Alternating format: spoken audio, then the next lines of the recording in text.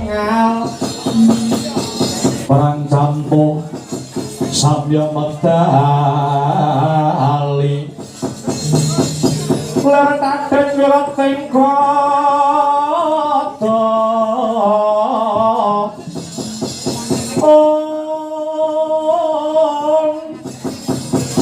ganyuang kok mangoncang niti bincang sangaji mijil ladinya ngedali wus terus kosoro logo kaya buta sing ngobragil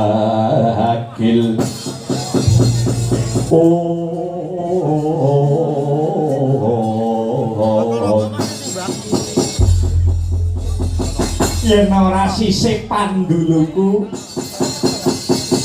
iki kaya Bambang Swatama kang wis petrek-petrek tumuju ning negara Ngastina piye paran pawartamu ngger cah Bagus Swatama anggonmu tak utus ndumbani lakune bapakmu Panditing Sukalima Kakang Makni Gundel Sukalima anggone para Kurawa duweni reka daya anggone para Kurawa duweni sanggit rungsit Membo Ratu Dwarawati Prabu Sri Bathara Kresna mitnah Abimanyu supaya Abimanyu dipateni ilange jimat Jamus Kalimasada saka negara Ngamarta digunakake kanthi bener becik karo para Kurawa bapakmu Pandhita Durna Membo Ratu Dwarawati mitnah Abimanyu kanggo mecah kerukunane wong Pandhawa Swatama tak kendhumbani lakune bapakmu piye kabar kawusanane ngger Swatama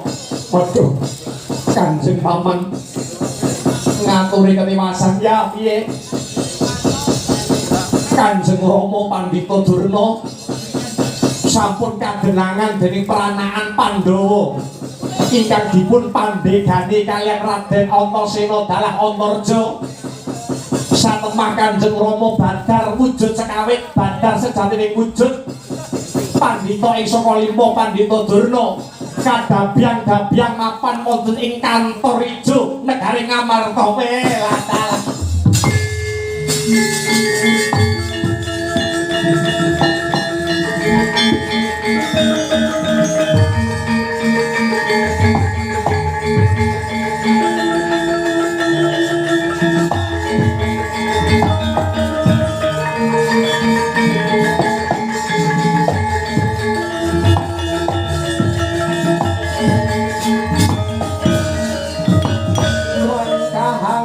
sesumbar rindu bumi kunjing kumaludu guntur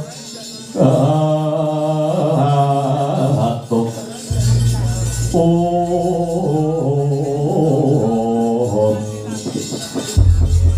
tapi bapakmu wis dicekel kadabyang-dabyang mapanan negara Ngamarta lakar kasinggihan lajeng kados pundi murid pamrayoganipun Kanjeng Paman kula boten mentala ningali kahananipun Kanjeng Rama ingkang rinangket dening peranaan Pandhawa mundura aku sing bakal golek cara supaya slamet nasibe bapakmu Swatama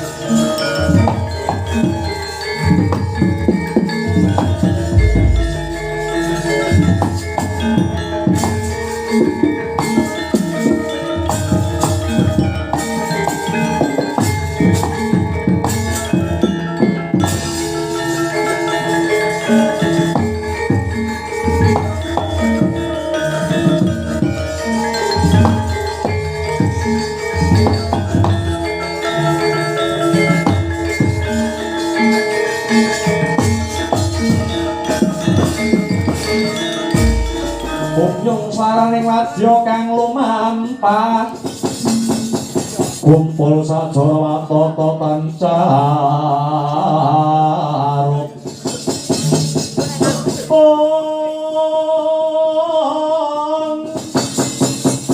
Dani Rama Parana Ong wajah nyumang bending ungkung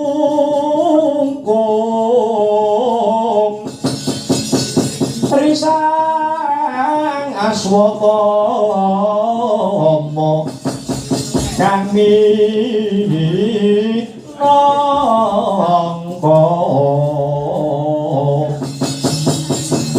cucu ing prawadya bala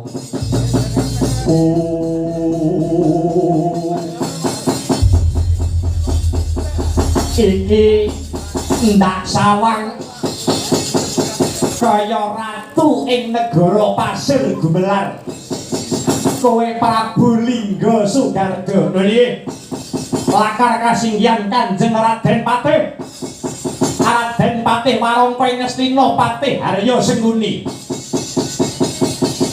tak kira kowe wis udakara ana sapta ari kawuri utawa 7 dina kepungkur kowe marak mangarsa ana ing negara Ngastina nggih leres kados pekaten perlumu kowe ada saka negara sabrang saka negaramu ya kuwi negara pasir gumelar tujuane negara Ngastina mung kepengin duweni niat ngebun-ngebun esuk udan-udan sore ngelamar sekaring kedaton negara Ngastina Dewi Lesmana mati rak ya ngono to Prabu Lingga Garda pranyoka leres dawuh pangandikanipun Raden Patih Harya Sengkuni karo Suli Dewi Lesmana mati menapa saged kula boyong dados garwa pramespari kula mapan wonten ing nagari kula negari pasir gumelar ngene ibarate Jerdasuki mawa beya kelakone Panjangga kudu mawa pangorbanan menapa ingkang kedah kula korbanaken iki ngene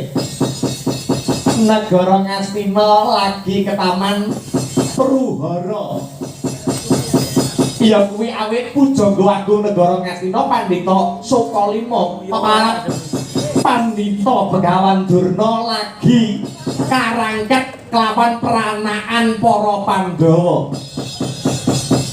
kamangka yen Ngastina kelangan Pandhita Durna kuwi ibarate wis kaya ora duweni kekuatan prasasat gajah sing tanpa telale babar blas ora duweni kadigdayan lajeng kersanipun Raden Patih Harya Sengkuni kados pundi Prabu Lingga Garda kelakon kasembatan boyong Dewi Lesmana mati dadi bojomu mapan ana ing negara pasir gumelar yen wis sembada ngluwari panandhange Pandhita Durna yen iso ngrebut baline Pandhita Durna saka tangane peranaan Pandhawa cilike kowe bisa ngluwari panandhange Pandhita Durna gedhe-gedhene kowe bisa mateni Pandhawa saperanaane gedhe ganjaranmu Lesmana mati kukupen dadi garwa prameswarimu wah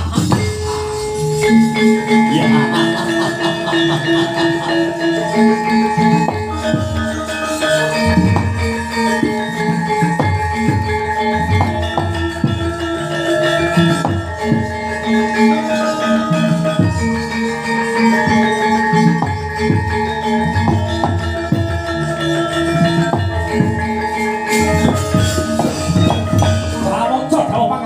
Raden Patih Harya Sengkuni kula namung mituhu menapa ingkang dados dawuh pangandika paduka ing dinten samangke boten kitang colok lintang sambung beramane ora kula badhe tumuju wonten ing negari Ngamarta ngrebak balinipun Pandhita Sukalima Begawan Durna awit selak boten karantenan raosing penggalih kula kepengin saged enggal dedaupan kalian sekaring kedaton negari Ngastina Dewi Lesmana mati bagus yen panjenengan enggal budal duga-duga ginawa ngati-ngati aja nganti keri bocah Temenggung kula wonten dawuh Kiratna Prawadya balakusa negara pasir gumelar matur lanang nyekel gaman lajeng pangirsing daging bathok padhaing getih Piyana prajurit sing sekti mandra guna paribasan tinata mendat jara menter pinaku bentar binedel jondel kemudian negara Ngamarta diluwari panandhangi Pandhita Dara yen ora kena dijaluk baline Pandhita Dara negara Ngamarta biyuki batang sayuta lho niki prawaca dawuh pangantika Paduka amit magal kasilan aja kaya bocah cilik umure kang palu maris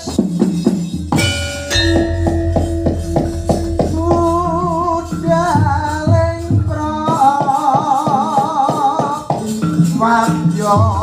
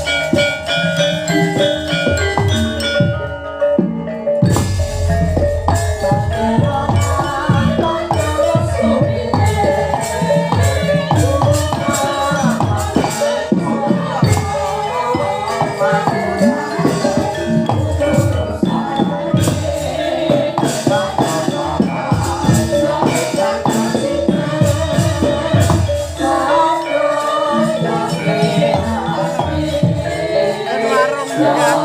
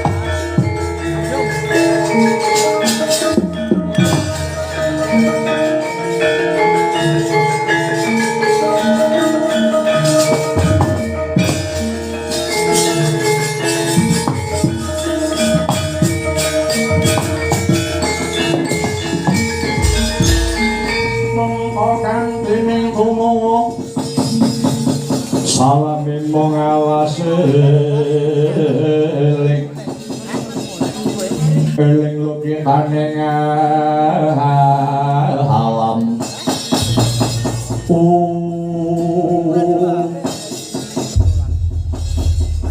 Kakang Antarja ana apa Antasena bela sajake iki kriwikan dadi grojokan gojekan dadi tangisan sing dikarepi Antasena kaya piye Begawan Durna sing dadi seksi urip keslametane si Abimanyu sajake bakal ana sing njaluk baline si Badurna ketitik kaya ana barisan segelar sepapan sing bakal tumuju ana papan kene tak kira kae mesti ana gandeng cenenge sambung rakete kawan panembahan Begawan Durna sing bakal didadekake saksi ngono Antasena ya lah banjur apa sing kudu tak tindake le Antasena Simbah Durna ora kena ucul saka tangane Antasena lah Kakang Antarja tak wenehi gawean wadyabala sagelar sepapan kae undurna ya Kang piye slendro kang rasa slendro kang jiwa barisan wadyabala kae undurna ya Kang aku ijen tanpa ruwang aku golekno kanca ora ketang siji tak ora areke barisan kae Kakang Antarja njaluk digoleki kanca ayo no ya kanggo mundurne barisan kae Kakang Antarja njaluk digoleki kanca heeh entenono ya Kang halo Pakde Kanoman longgar ora Pakde kabare apik to iya longgar ora aku njaluk kene yo Renio saiki nek longgar iya engko transporte tak ganti Renio tak andeni ya Pakde wis ora usah dateng suwen Renio wis sing baku Pakde Anoman longgar engko tak sangoni tak andeni lho tak andeni tenan lho Pakde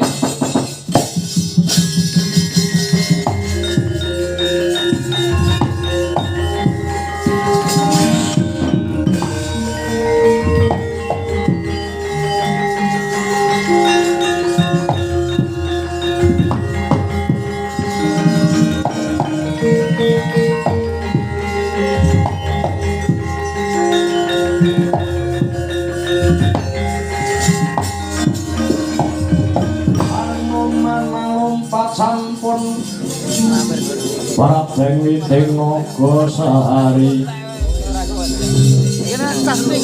mulat mangandhap katingal tas lho klumpuk kene nyamuk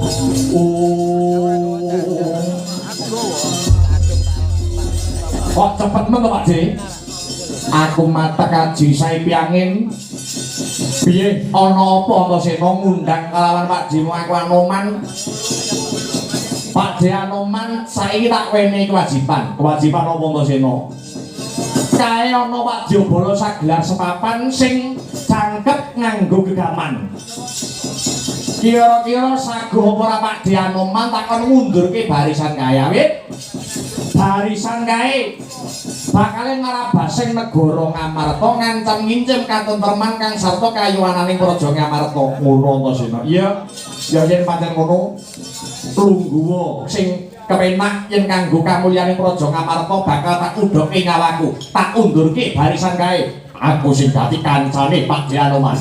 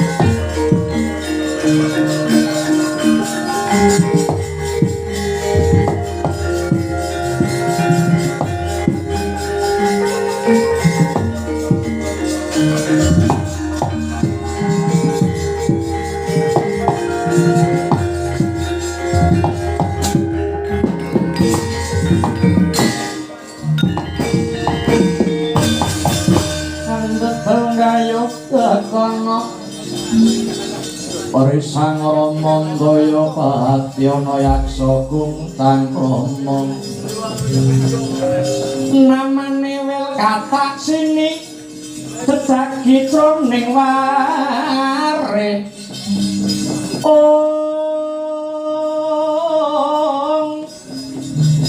mbadha kolam tanpa tuwa mina-mina drut alatri mila gugu saben ari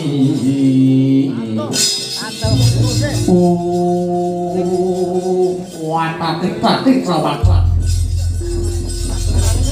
burung suang gotomaku saka negara Mesir gumelar kepapak ana wanara kusika sentut sing ketek kula sing putih yen bisa tata jalma manungsa ngaku sapa kang bali kasihmu e wanara tambu marang aku begawan Anoman sing dadi aranku Anoman Rama Dewati ya senggono edyan ketek jenenge pirang-pirang bali takon iki ana barisan segelar sepapan Tumbaya nyarang aku jati ngaran payung megara kowe jamur barat sapa sing dadi tetinjing laku temenggung pangkatku kekasane Gustiku Prabu Lingga Sugarda saka negara Pasir Gemelar aranku temenggung Salokat Katut Barat pancen bener nyimpang ngiwa utawa nengen sumedya laku marang menyang endi aku bakal goleki buron laranku ora ana kidang kang sarta panjangan kang unewan ana kene tutup bangsane kewan lah banjur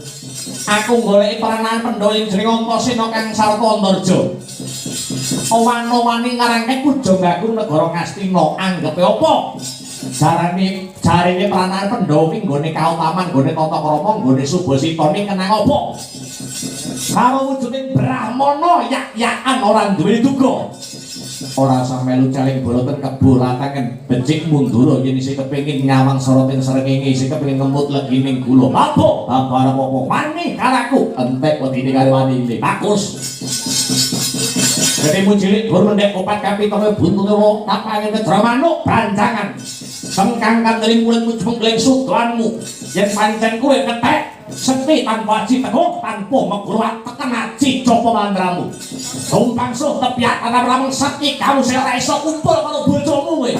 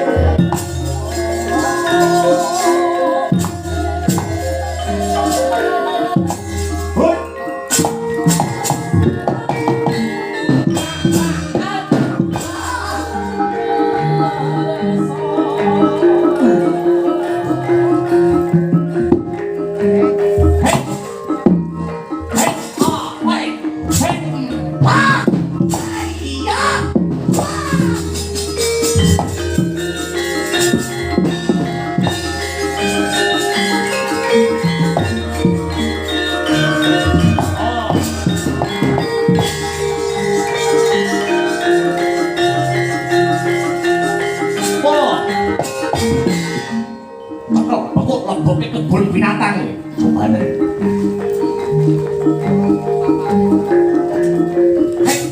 Hei ho. Hei ho. Hei. Hei. Ho. Hei ho. Ơi. Ho.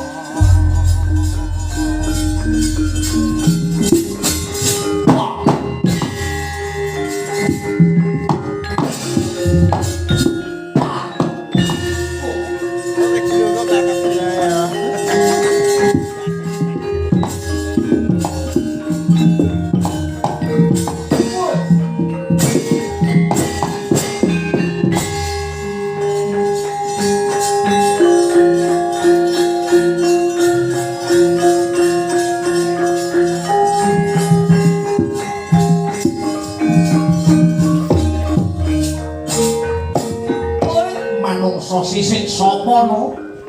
Antarja kasihku bali takon ratu muri sapa negara Pasir Gumelar Prabu Lingga Sugarda.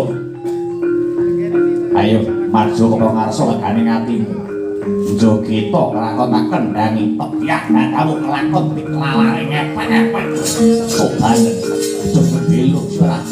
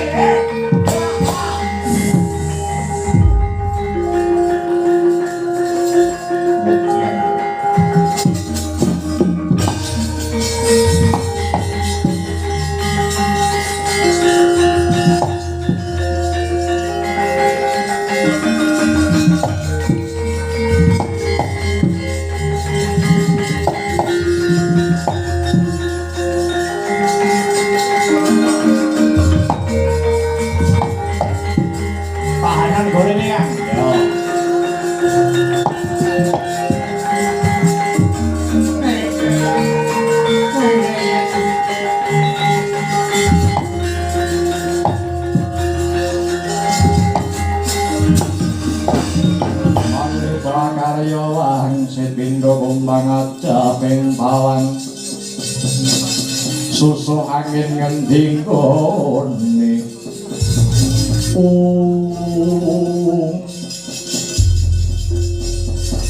saiki aku mung butuh kejujurane si Mbah Durna. Mbah Durna wani mimba Prabu Kresna mitenah Abimanyu ki saka kersane Mbah Durna dhewe apa ana sing mrintah. saka karepku dhewe kok Antasena. Sing tak butuhke iki mung kejujurane Simbah Durna. Mbah Durna iso nyamar mimbo dadi nata ing Dwarawati Prabu Kresna kuwi saka karepe Simbah Durna dhewe apa ana sing perintah?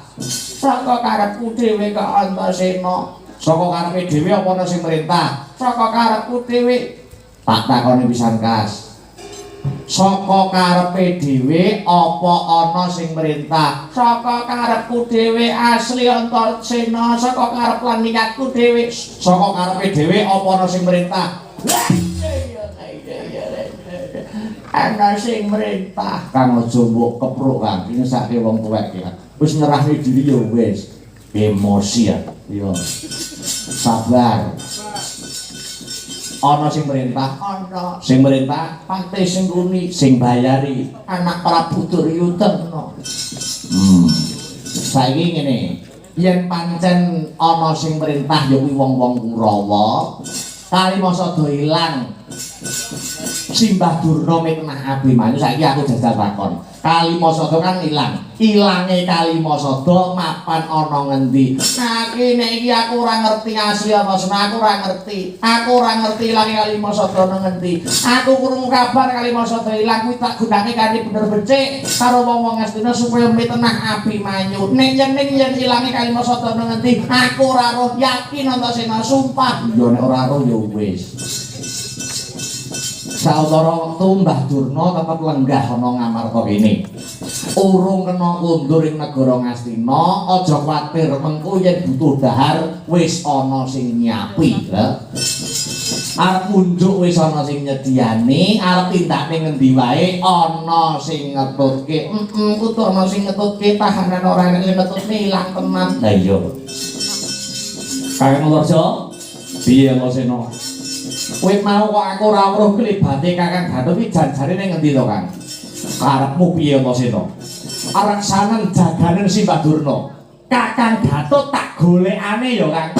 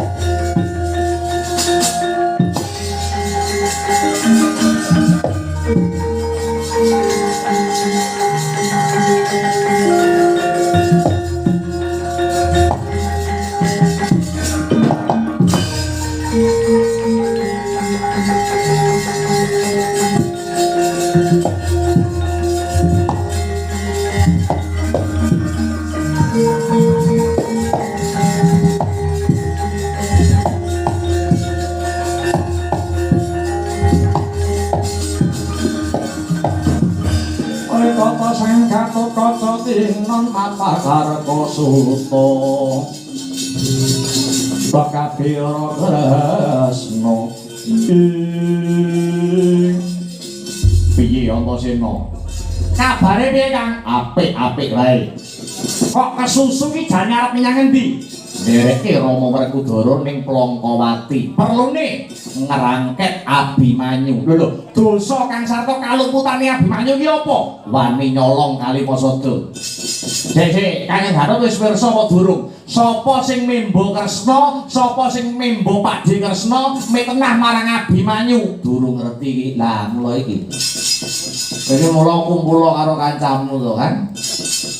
Aja dupe saiki wis dadi ratu, dadi pejabat lali karo kancamu. Ora aku butuh duitmu ki ora.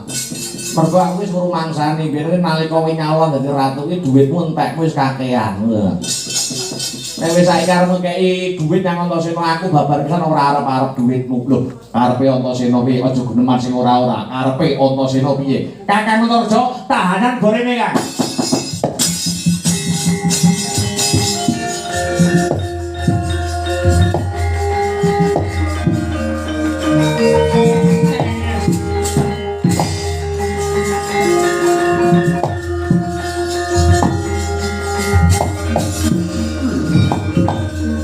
menika Kanjeng Hyang Sukalima Pandhita Durna sembah pangabekti kula katur ya wis tak tampa Gatotkaca pangestuku tampanana kula tampi dados jimat maripe. Wis saiki Simbah Durna tak aturi crita wiwit saiki crita diwiwiti.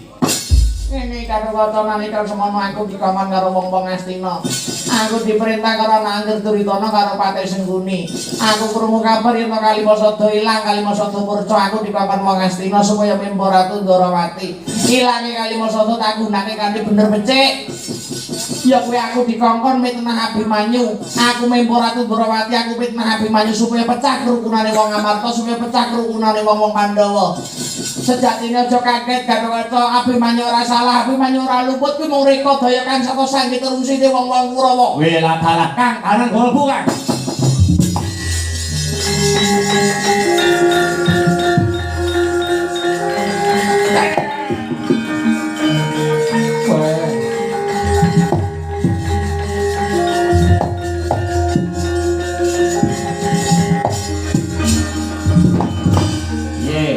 Nek ceritane kaya ngene piye? Wela dalah ora nduga mono Yaya Abimanyu ora luput ora dosa.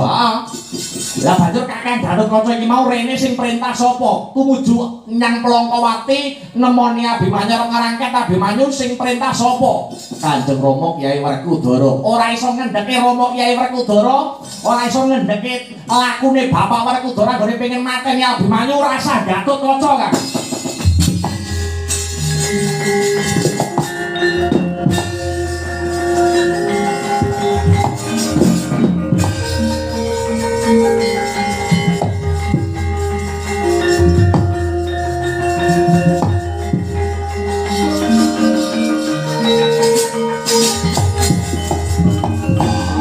Gatotkaca sing bali kaya apa ora sida nemoni Abimanyu. Waduh Kanjeng Rama ngaturi ketiwasan. Abimanyu mboten luput, Abimanyu mboten dosa, Abimanyu mboten nyidra. Wujudipun jimat Jamus Kalimasada. Wah, aja bantah karo wong tuwa.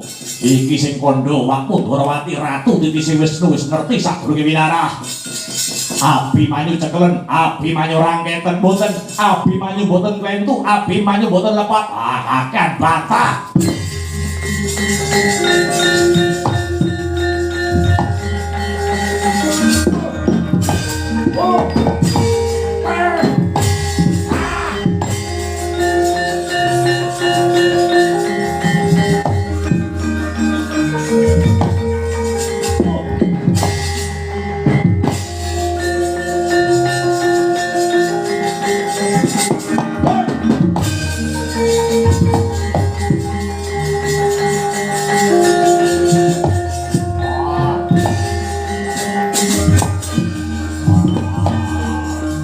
Dunyane wis arep kiamat. Anak wani nyenturani karo wong gerang. Gatotkaca nepak bun-bunane wong tuwa wani ngajar bodho munggah. Anak ora kena ginawe becik, anak ora kena dieman. Kelang-kelangan nduk siji. Tibane Aji Bandung Bandawasa blabak pengantol-antol bukti bamu.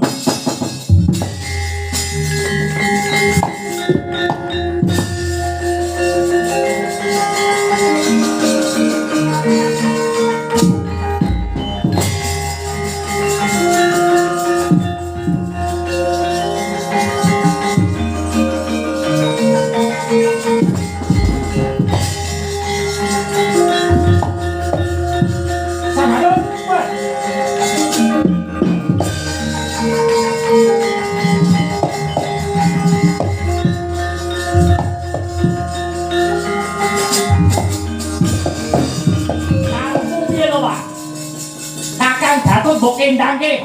Gatotkaca belane wong luput, Gatotkaca belane wong dosa. Belane Abimanyu sing wani nyolong Kalimasada. Abimanyu kuwi ora nyolong Kalimasada, iki tunggale.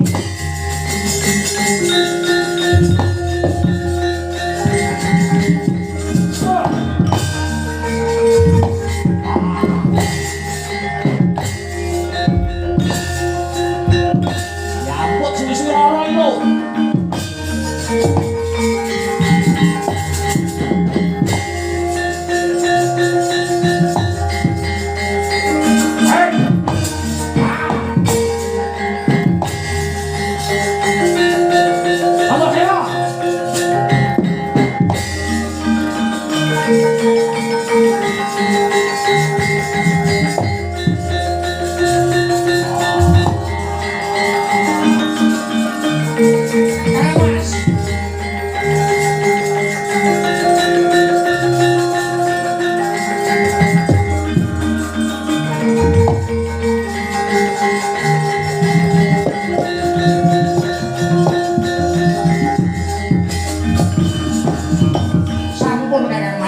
aturi nyirep bramantyanipun paduka Kakang Mas Werkudara.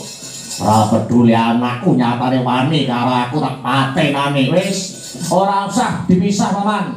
Yen arep nesu nyatane wani karo Antasena wis ora usah dipisah.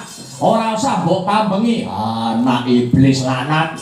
Sing iblis iki sampean kuwi rumangsane apa? Dikira tuwek iki kok bener terus. Wah, mati dening aku. Ayo, maju legane atiku, pecah dasmu. Ayo, rene yo. Wis. Kodho gegeran dhewe to. Wis do gerang-gerang barang. Apa? Kaya ngono kuwi apa ora lara atine wong tuwa. Bayi nyendulane wong gerang. Anak ora tau menakne wong tuwa. Lah nalika aku ning jero wetenge ibu ora penak terus sampean, ha. Cengklak-cengklik. Ah, bikin sadewa. Wis bene, Mas. Kakang Loso tahanan gorene. Gorene lah.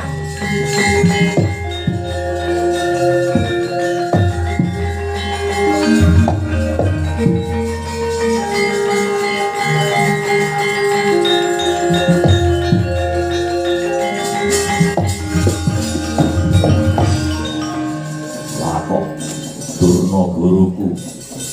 Ya Werkudara, ana apa iki piye lara-larae? Sing gedhe pangaku Ramu Werkudara. Sing mimba nonton Warawati. Prabu Kresna iki pun bapa yang Abimanyu ora luput, Abimanyu ora dosa. Kalimasa ilang, Kalimasa muspra.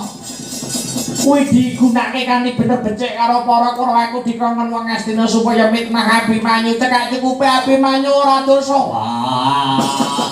Ayo tangan gobu.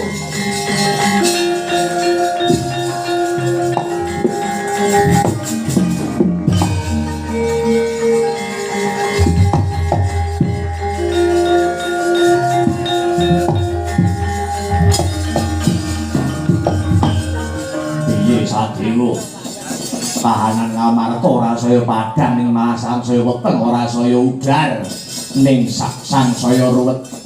Lah lajeng tindakipun Kakang Mas Danaka wonten pundi? Wis bablas tumuju Madukara goleki anake Abimanyu. Ah, Janaka wis ngucap dhewe sapa wae sing nyolong Kalimasada bakal dipateni. Paduka kedah saged tanggel jawab, tanggung jawab piye? Paduka kok mboten saged ngendhekaken tindakipun Kakang Mas Janaka? Paduka leren kemawon dados Werkudara.